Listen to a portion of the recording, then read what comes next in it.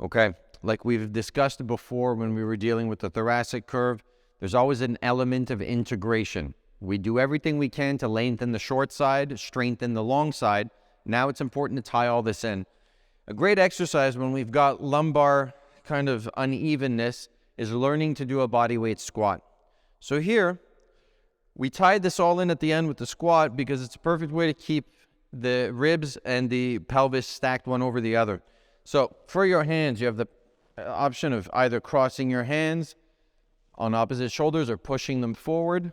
I do not recommend just having your arms dangle by the side because we're missing an element of contraction across the top of the body. The other thing that you could do is hands behind the head, but this is a little bit more difficult, so only for those of you that have enough thoracic mobility that you can keep your chest up. Otherwise, let's just fold on opposite hands. Now, when we're going into a squat is no different than what we do when we sit in a chair. There's simultaneous bends that happen at the ankle, the knees, and the hips, and those are the only things bending. Everything else has to stay upright. Now, when we've got these types of deviations, it's tempting to kind of sink into the squat with these deviations, but now having done all the work we did, we're going to integrate a straight body into the squat. So doing this in front of the mirror might have some added value for cueing. So feet are going to be a little wider than your hips. Do not let the knees come in. Active effort, knees go out. Don't over exaggerate. We do not rock the feet out. Big toes stay down, heels stay down, push the knees outwards. When we sink back to sit, think of reaching for the chair with your bum.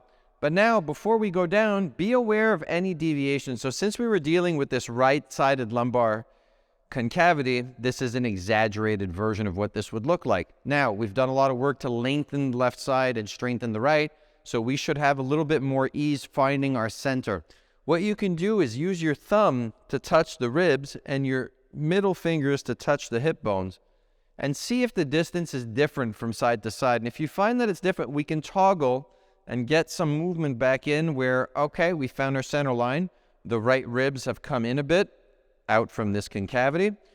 From here, we try to sit back into a chair.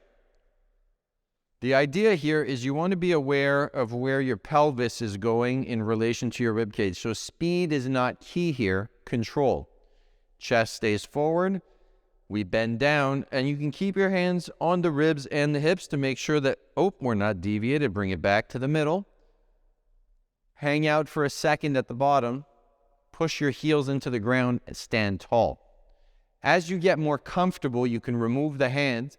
Simply focus on looking in the mirror and working on, we know this was here, so we got to bring the deviation in, find your center line, and squat. This takes practice. It's not because you would have run through the set of exercises once that this might be right away accessible to you. That does not mean do not practice. The best way to have all this work is to integrate into a holistic movement, and that's why we're throwing the body squatted.